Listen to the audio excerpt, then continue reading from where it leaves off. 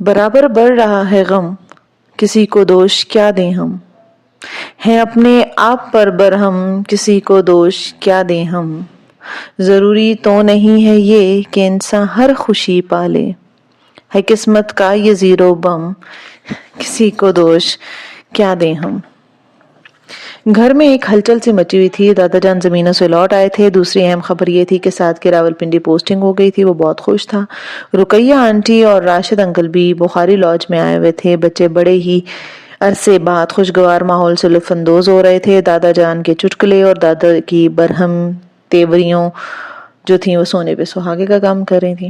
Be بی جان نے Rashid uncle کی فیملی کو رات کے کھانے پہ انوائٹ کیا تھا۔ انہیں ساتھ سے خصوصی لگاؤ تھا۔ ویسے تو وہ جہاں لڑکوں کے گھر پر آنا جانا پسند نہیں کرتی تھیں اور بابا جان بھی اس معاملے میں بہت سخت تھے، مگر سعد کی بات اور تھی۔ ایک تو تعلقات تھی، ہمسایہ داری تھی، دوسرا بی بی جان نے با جان سے مشورہ کر کے سعد کے حوالے سے کچھ اور ہی طے کیا ہوا تھا، لہٰذا وہ سعد کی اپنی بیٹیوں سے بے تکلفی پر اعتراض نہیں کرتی تھی۔ تھوڑا کھانا کھائیے حاجی صاحب، پیٹ تو اپنا ہے نا۔ روسٹ کے بعد جب دادا جان نے بریانی کی طرف ہاتھ بڑھایا تو دادی جان سے رہا نہ گیا۔ وہ جل کر بولی تھی، میں نے کیا کھایا ہے؟ ابھی تو شروع کیا ہے۔ سچ ہے کتے کی دم 12 برس میں نلکی میں رہ کر بھی ٹیڑھی ہی رہتی ہے۔ شادی کا دن گیا اور آج کا دن آ گیا، مگر محترمہ کی عادت نہ بدلی۔ اول روز سے بیٹھ کر میرے نوالے گننا شروع کر دیتی ہیں۔ شرم تو نہیں آتی انسان کو جانور سے تشبیہ دیتے ہوئے؟ لو بھلا حقیقت سے نظریں چرانے کا فائدہ؟ بس کریں دادا، اب اتنی زیادتی بھی اچھی نہیں ہوتی۔ ان کی نوک جھونک سنتا ہوا سعد ہونٹ میں ہنسی دبا کر بولا، خدا ایسا خامند کسی کو نہ دے، سرے عام عزت دو کوڑی کی کر کے رکھ دیتی۔ اچھا ایسی بات ہے تو دوبارہ چانس لے لوں؟ توبہ استغفار، تمہارے منہ کے آگے تو خندق ہے۔ ارے کچھ تو خوف خدا کرو، بندہ سوچ سمجھ کے بات کرتا ہے۔ ارشین آئی نہیں ابھی تک؟ بابا جان نے گویا سعد کے دل کی بات کہہ دی۔ کہاں گئی ہے وہ لڑکی؟ نازو کے سسرال گئی ہے، دوپہر کی نکلی، اب تو آ جانا چاہیے تھی، کہہ رہی تھی شام تک لوٹے گی۔ بی بی جان نے اپنی ناگواری کو دباتے ہوئے عام سے انداز میں بتایا۔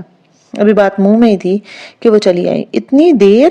بی بی جان مہمانوں کے خیال سے اپنا بگڑا منہ چھپا کر سپاٹ انداز میں جتا کر بولی، بس دیر ہو گئی۔ اور آنٹی انکل سے مل کر سعد کی طرف متوجہ ہوئی۔ کیسے مزاج ہے سعد؟ اللہ کا شکر۔ آؤ میرے شیر، آؤ بیٹھو کھانا کھاؤ۔ دادا کا لاڈلا آ گیا تھا تو ان کا جو لاڈ تھا وہ امڑ امڑ کے آ رہا تھا۔ برتن اٹھاتی امرین کے دل میں غصیلی لہریں موجزن ہوئیں۔ اس نے دانستہ ڈونگا میز پر زور سے پٹ کھاتا۔ میرا بچہ اتنا کمزور ہو گیا اتنی محنت کر کر کے۔ ارے نہیں دادا جان، اتنی ہٹی کٹی تو ہوں کہ میری سمارٹنس کا بیڑا غرق کرے۔ ارے ڈائٹنگ کی ضرورت تو دشمنوں کو ہوگی نا، اور میرا شیر تو ایک دم فٹ فاٹ ہے۔ اللہ کا دیا کھاتی ہوں، تمہارا نوالا نہیں چھینتی۔ کیسے بلی کی طرح غرانے لگتی ہے۔ میں کہتا ہوں کوئی انسانی صرف بھی ہے تم میں، مذاق برداشت نہیں کرتی، فوراً پنجے جھاڑ کر پیچھے پڑ جاتی ہوں۔ اتنی سڑیل بھی نہ بنو۔ اب کے دادا جان کی بات پر دادی تل ملا اٹھی تھی۔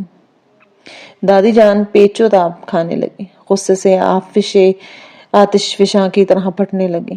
یہ میں ہی ہوں جو اب تک گزارا کر رہی ہوں، ہوتی نا کوئی تیز مزاج کی تو مزہ چکھا دیتی۔ مجھ بے زبان کو مٹی کا مہدو سمجھ کر جو دل میں آئے کہہ دیتے ہو۔ انسان اماں برا کیوں مانتی ہیں؟ ابا جی کی طبیعت ہی ایسی ہے۔ بابا جان نے تحمل سے ماں باپ کے درمیان بیچ بچاؤ کرنے کی کوشش کی۔ ارشین سجی ہوئی محفل چھوڑ کر کپڑے تبدیل کرنے کے بہانے اوپر چلی گئی۔ اتنی گھٹن اور بے بسی کی کیفیت حملہ آور تھی کہ ہر شے بری لگ رہی تھی۔ وہ تازہ ہوا میں سانس لینے کے لیے باہر ٹیرس پر نکل آئی۔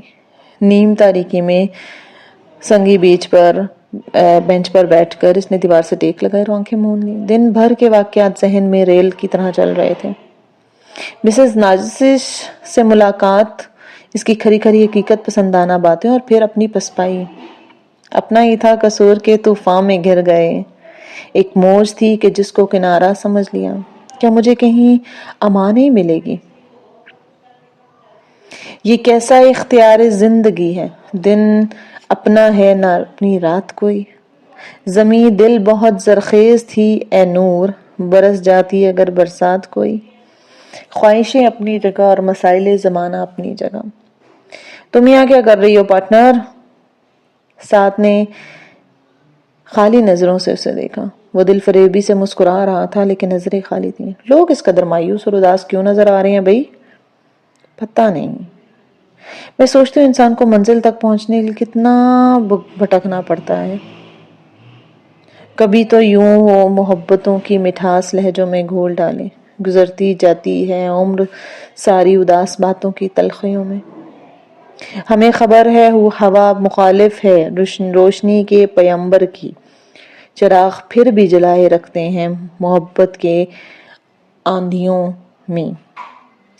ساتھ نے برزشتہ اگلا شعر پڑھا. وہ کہ تاثر دیے بنا مہر لب رہی. ارشین کیا ہوا ہے؟ کچھ نہیں سعد. کچھ تو ہے، مجھے بہلاؤ نہیں ارشین. تم کہو گے کہ ادبی نشست شروع کر دیا، مگر اتفاق کی بات ہے سارے اشعار مجھے آج ہی یاد آ رہے ہیں. ارشین پلیز مجھے بتاؤ اتنی دل برداشتہ کیوں ہو؟ کاش امرین آج جس کے ساتھ ہوتی وہ کتنی سہولت سے اس سے اپنا دکھ سکھ بانٹتی تھی. اسے ایک بار پھر دکھ ہو. تم اکیلے چلتے چلتے تھک جاؤ گے ارشین. میری مانو اپنی زندگی کا ساتھی چن لو، شادی کر لو. خدا کے واسطے اس چیز کا نام نہ لینا دوبارہ میرے سامنے. میرا مطلب ہے تمہیں اتنا شوق ہے تو خود کر لو نا، میرے سامنے کیوں دشمنی نکال رہے ہو؟ صاف کہو نا. رقیہ آنٹی سے اپنی سفارش کروانا چاہتی ہیں. سعد اس کی آنکھوں میں براہ راست دیکھ رہا تھا. خواہش، شوق، حسرت، چاہت اور بے بسی. وہ کبھی اپنے جذبات کی عکاسی نہیں کرتا تھا، خصوصاً ارشین سے حد درجہ بے تکلفی کے باوجود ایک راز کو وہ افشا نہیں کر پایا تھا. ایک گہری جھجک، رد کر دینے کا خدشہ اور ارشین کی شخصیت کا سحر اسے اپنا آپ کھونے سے روکتا تھا. مجھے اس طرح آزمائش میں نہ ڈالا کرو ارشین. میں تمہیں اس طرح نہیں دیکھ سکتا. تم جانتی ہو نا تمہاری اداسی، تمہاری دکھی صورت مجھ پر کیا ظلم ڈھاتی ہے. مجھ سے نہیں برداشت ہوتا. ارشین پلیز میرے حال پر رحم کرو. ارشین دم بخود بے یقین نظروں سے اس کا چہرہ دیکھ رہی تھی. اس کے اندر کہیں سناٹے اترنے لگے تھے. ساتھ کہہ نہیں پایا تھا مگر اس کے چہرے کا ایک ایک عکس بول رہا تھا کہ وہ اس کی ہمراہی پانے کی تمنا میں بہت دور تک آگے نکل آیا ہے. ارشین کو اس انکشاف نے پتھر کا بنا دیا تھا. یوں لگا جیسے اعصاب پر کسی نے ایٹم بم گرایا ہو. وہ ڈبڈباتی نظروں سے اسے دیکھ رہی تھی اور اس کی آنکھوں کے سامنے دھند چھاری جا رہی تھی. ساتھ شاید کچھ کہہ رہا تھا مگر ارشین کو تو کچھ سنائی نہیں دے رہا تھا. ارشین تم ٹھیک ہو نا؟ ارشین ہاں میں ٹھیک ہوں. چلو نیچے چلتے ہیں. سعد نے میکانکی انداز میں اس کا بازو تھام کر اس کو سہارا دیا. سامنے امبرین کھڑی تھی. اس کی آنکھوں سے چنگاریاں پھوٹ رہی تھی. جوش غضب سے وہ کانپ رہی تھی. اس نے نفرت بھری نگاہ ارشین پر ڈالی اور پاؤں پٹکتی دھڑ دھڑ کرتی نیچے چلی آئی. ارشین کے دل پر گھونسا لگا. اس کی آنکھوں میں کلبلاتے زہریلے غوصیلے ناگ ارشین کے سارے سراپے کو زہر سے نیلا کر گئے تھے. ارشین بات سنو. بی بی جان بڑی مدت بعد اس کے اسٹوڈیو میں تھی. جی بی بی جان آئیے. وہ اخلاقاً کاؤچ چھوڑ کر کھڑی ہوئی تھی. بی بی جان تکلف سے کرسی پر بیٹھ گئی. حسب معمول اس کے چہرے کے تاثرات سرد سپاٹ اور بیزار کن تھے. تم نے کیا سوچا ہے رحمت خالہ؟ بڑا اچھا رشتہ لگے. کہو تو بات آگے بڑھاؤں. بی بی جان میں نے آپ سے پہلے بھی کہا تھا کہ میری بات چھوڑیں. آپ امرین کی فکر کریں، اس کے لیے مناسب رشتہ ڈھونڈیں. وہ جھنجھلاہٹ پر قابو پائے دھیمے لہجے میں ان کو قائل کر رہی تھی. اسی لمحے چائے کا کپ ہاتھ میں لیے اسٹوڈیو میں داخل ہوتی ہوئی امرین اپنے ذکر پر دروازے کے پردے کے پیچھے ٹھہر گئی. امرین کا میں نے سوچا ہوا ہے تم اپنی بات کرو. سوچا ہوا ہے مگر کہاں کیا مطلب؟ یہی اپنا ساتھ جو ہے. امرین کو لگا جس کا دل کن پٹیوں میں دھڑکنے لگا ہے. ریشے ریشے سے پسینہ پھوٹ رہا ہے. تمانیت کی ٹھنڈی لہریں یہاں وہاں پھرنے لگی ہیں. وہ ہواؤں میں اڑنے لگی ہے. ماں، میری پیاری ماں. بالآخر میرے دل کی دھڑکنیں پہچانی. ہائے بی بی جان، آپ ہزاروں برس جئیں. میرے چاروں طرف آپ نے پھول پھول کھلا دیے. امرین مکمل طور پر بی بی جان کی طرفدار بن گئی تھی اور ارشین کی ذات سے اپنی خوشیوں کی راہ میں کانٹے کی طرح کھٹکنے لگی تھی. واقعی آپ ہی تو ہیں ہی خود پرست اور خود سر. ارشین جب یہ بات سنی تو وہ ہکا بکا رہ گئی. کمال ہے، آپ نے کبھی مجھ سے ذکر ہی نہیں کیا بی جان. بے بچپن کا ساتھ ہے. رقیہ بھابھی کے بچے تم لوگوں کے ساتھ پلے بڑے ہیں. اپنا دیکھا بھالا خاندان ہے. تبھی تو ان کے خاندان سے اتنی اچھی میل ملاپ ہے، رکھا ہوا ہے. کیا رقیہ آنٹی نے آپ کے امرین سے متعلق آپ سے بات کی تھی؟ کچھ برس پہلے انہوں نے خواہش کا اظہار کیا تھا سعد کے رشتے کے لیے۔ امرین کا براہ راست نام تو نہیں لیا تھا، مگر ظاہر ہے اسی سے اس کا جوڑ بنتا ہے۔ تم تو سعد سے عمر میں بڑی ہو نا۔ بات سنیں بی بی جان، آپ امرین کے لیے سعد کے بارے میں نہ سوچیں، میری نظر میں یہ رشتہ مناسب نہیں ہے۔ اور پردہ امرین کے ہاتھ سے چھوٹ گیا تھا۔ تم نہیں مانتی تھی نا، مجھے غلط سمجھتی تھی نا، دیکھ لو میرے خدشے صحیح ثابت ہو رہے ہیں۔ برباد کر دیا اس نے مجھے، وہ میری بہن نہیں، میری ڈائن ہے، میرے ارمانوں کی قاتلہ ہے۔ امرین پلیز یار ٹیک اٹ ایزی، یہ کالج کا گراؤنڈ ہے۔ کم عمری کی ناسمجھی والی عمر، اس پر نئی نئی واردات قلب، پہلی چوٹ پر اس کا بکھر جانا فطری بات تھی۔ میری سگی بہن نے میری خوشیوں کا چمن اجاڑ ڈالا ہے۔ بی بی جان سے منوا لیا کہ سعد سے امرین کا رشتہ قطعی نامناسب ہے، ہم نے امرین کی شادی یہاں نہیں کرتی۔ میں جانتی ہوں، سب جانتی ہوں، نرا ڈھونگ ہے اس کی اثار پسندی اور بے غرضی۔ بی بی جان ٹھیک کہتی ہیں۔ امرین امرین امرین، خدا کے واسطے کیوں تماشا بنا رہی ہو؟ فاریہ نے بڑی مشکل سے وہاں سے نسبتاً کسی سنسان گوشے کی طرف لے کے آئی تھی۔ گھر کی ہنڈیاں بے چوراہے پھوڑنے سے اپنا ہی نقصان ہوتا ہے۔ تم سرعام واویلا مچا کر کس کی ہمدردیاں سمیٹنا چاہتی ہو؟ حقیقت کچھ بھی ہو یار، وہ تمہاری بڑی بہن ہے، تمہاری بہن ہے، اور اس کی عزت کو یوں سرعام اچھال رہی ہو تم۔ آؤ گھر چلے۔ فاریہ نے نرمی سے اس کا ہاتھ تھام کر اٹھا دیا۔ اس حالت میں فاریہ اسے اکیلا چھوڑ کر نہیں جا سکتی تھی۔ کچھ سوچ کر وہ اس کے امراء چلی۔ اسٹاپ پر کھڑے کھڑے بہت دیر ہو گئی تھی، موسم کے تیور بھی کچھ برہم سے لگ رہے تھے۔ اس طرح کام نہیں بنے گا۔ ایکسکیوز می آنٹی، کیا آپ ہمیں ڈراپ کر سکتی ہیں 0 پوائنٹ تک؟ باوقار شفیق معمر عمر خاتون کی فرنٹ سیٹ پر بیٹھی ہوئی ایک عورت کو دیکھ کر فاریہ نے بے ساختہ سفید ایفیکس کو روک کر اشارہ کیا۔ ڈرائیونگ سیٹ پر بیٹھا لڑکا سوالیہ نظروں سے فاریہ کا چہرہ جانچ رہا تھا۔ آجاؤ بیٹے، خیر ہے نا؟ جی دراصل میری دوست کی طبیعت ٹھیک نہیں ہے، آپ 0 پوائنٹ تک چھوڑ دیجیے گا، آگے ہم خود چلے جائیں گے۔ جب چھوڑنا ہی ہے تو گھر تک چھوڑ دیتے ہیں، آ جاؤ آپ لوگ۔ وہ امرین کا ہاتھ پکڑ کر پچھلی سیٹ پر بیٹھ گئی۔ بیٹے کیسی طبیعت ہے آپ کی؟ نوجوان کو اپنی طرف متوجہ دیکھ کر وہ غیر شعوری طور پر اپنی جسم کی چادر ٹھیک کرنے لگی۔ نوجوان نے پہلی غیر ارادی نگاہ کے بعد پوری توجہ ڈرائیونگ پر مرکوز کر دی تھی۔ خاتون ادھر ادھر کے ہلکے پھلکے سوالات کر رہی تھی۔ فاریہ نوجوان کو راستہ بتاتی جا رہی تھی۔ گاڑی بخاری لاج کے آگے رکی۔ اس لمبے امرین ہوش کی وادیوں میں واپس لوٹی اور تھرا کر آگے، اگر بی بی جان نے یا بابا جان نے انہیں دیکھ لیا نا ایک اجنبی کی گاڑی میں تو قیامت آ جائے گی۔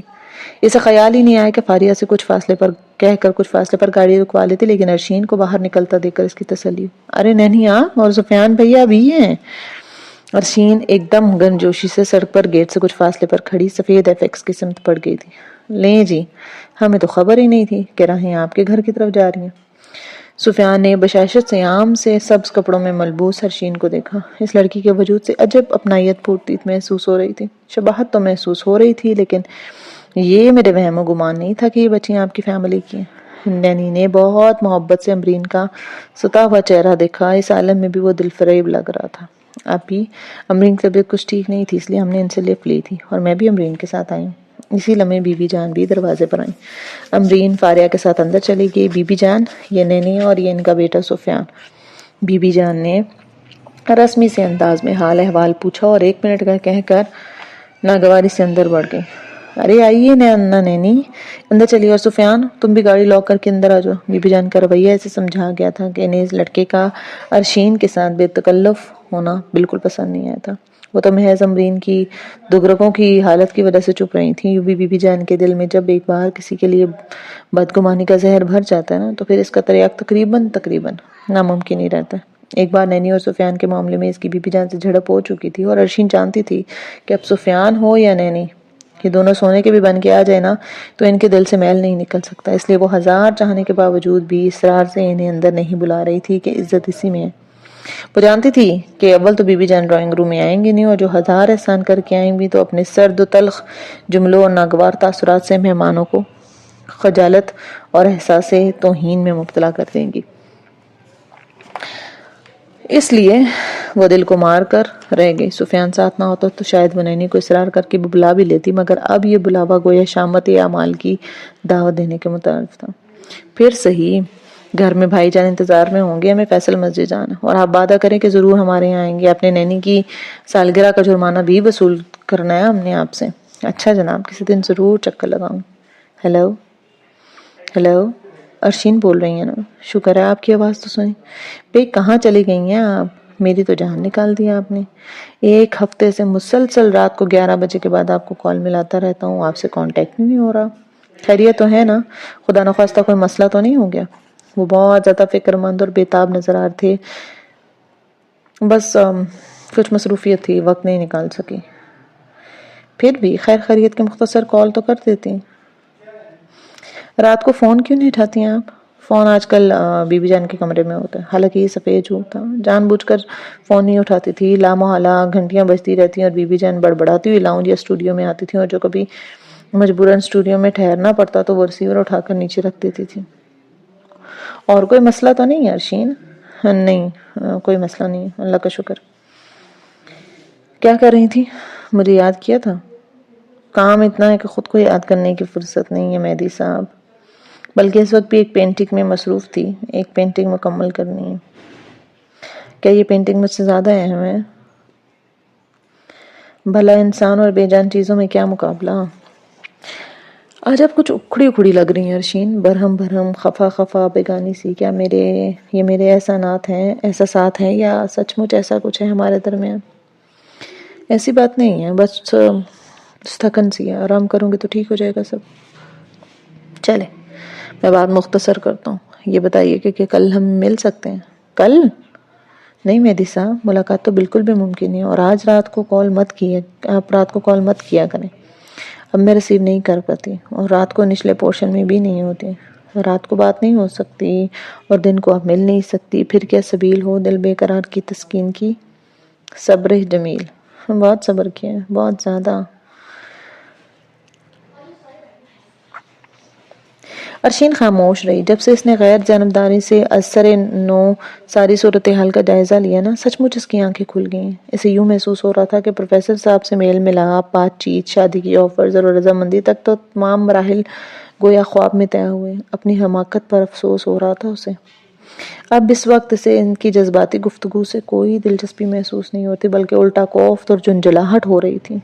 پہلے یہی ساحرانہ دل ربا لہجہ دل کی دھڑکنیں تیز کر دیتا. میں بہت بزی ہوں مہدی صاحب، امید ہے آپ مائنڈ نہیں کریں گے. گویا بات کرنے کا موڈ نہیں ہو رہا ارشین. اوکے، اگر آپ کو میری یہ آواز اچھی نہیں لگ رہی تو آپ کی سماعتوں کو مزید زحمت نہیں دوں گا، پھر بات ہوگی. انہوں نے سرد سے انداز میں کہہ کر فون رکھ دیا.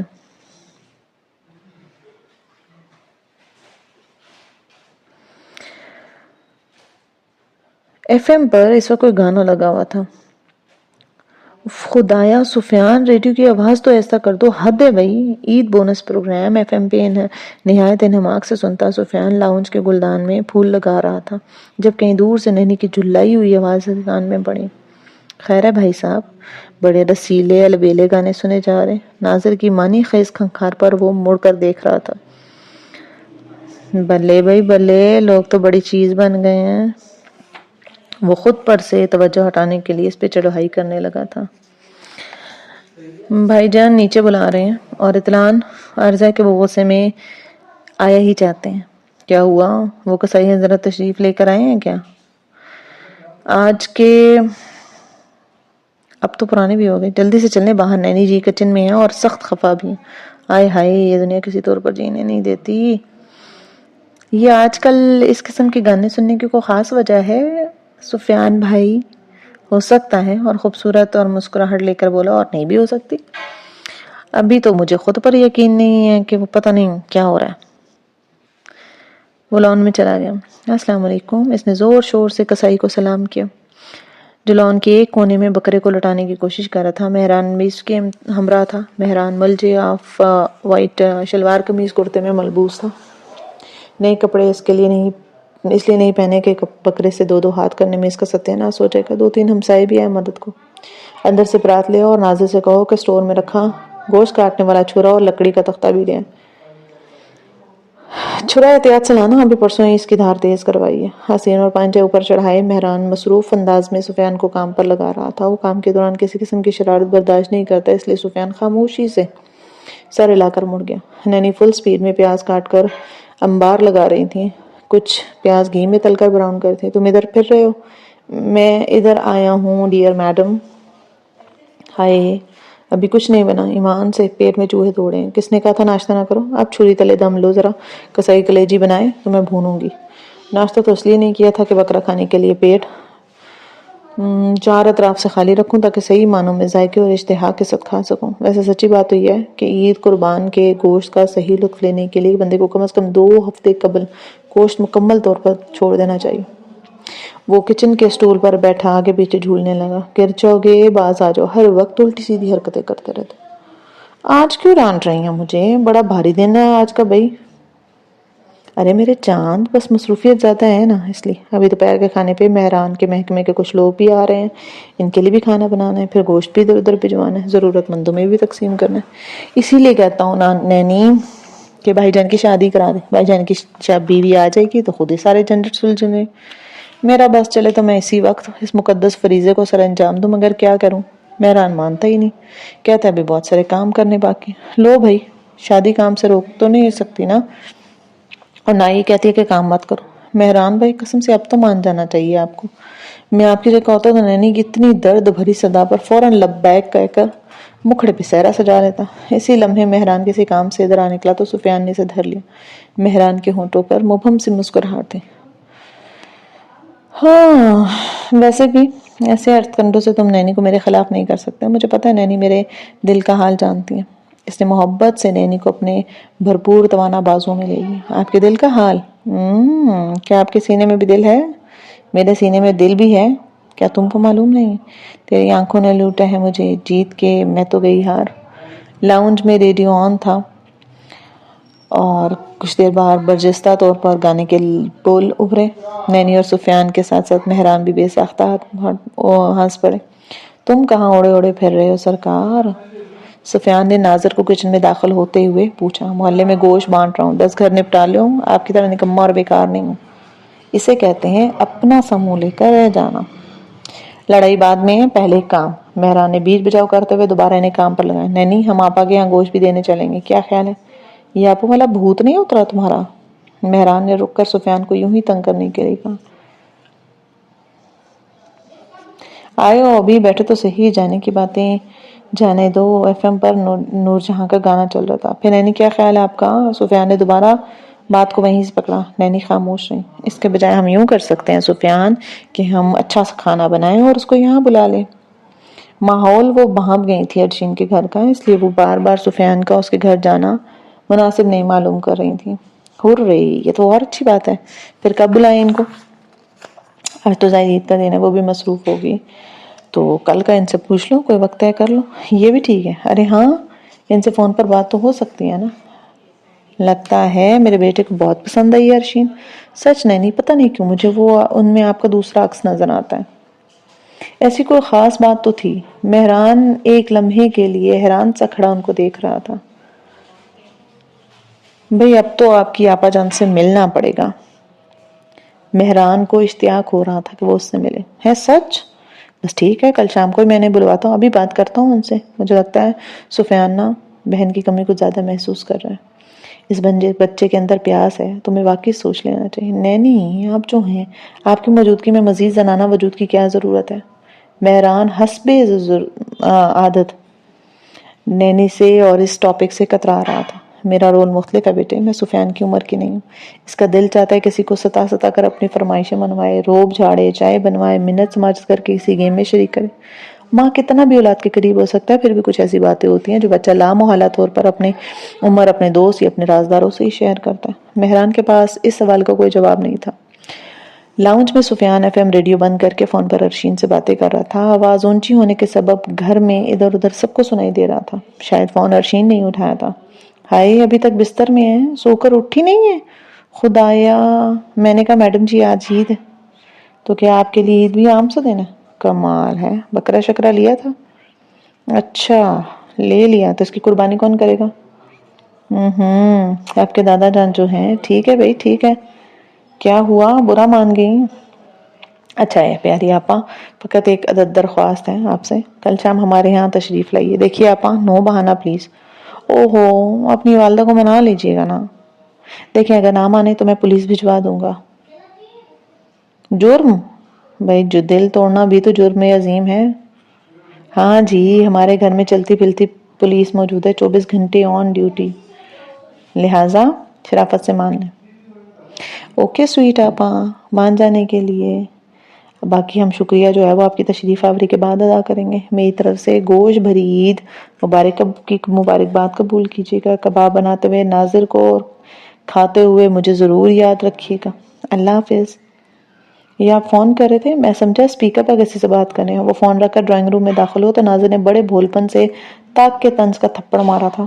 مہران ٹیبل کا جائزہ لے رہا تھا، کچھ دیر بعد اس کے مہمان آنے والے تھے۔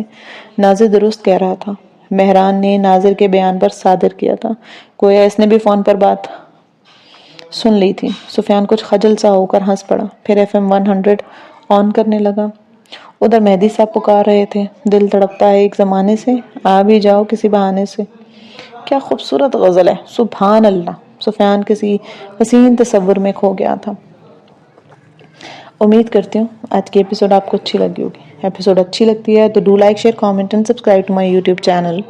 ملتے ہیں نیکسٹ ایپیسوڈ میں، تب تک اپنا خیال رکھیے۔ اللہ حافظ۔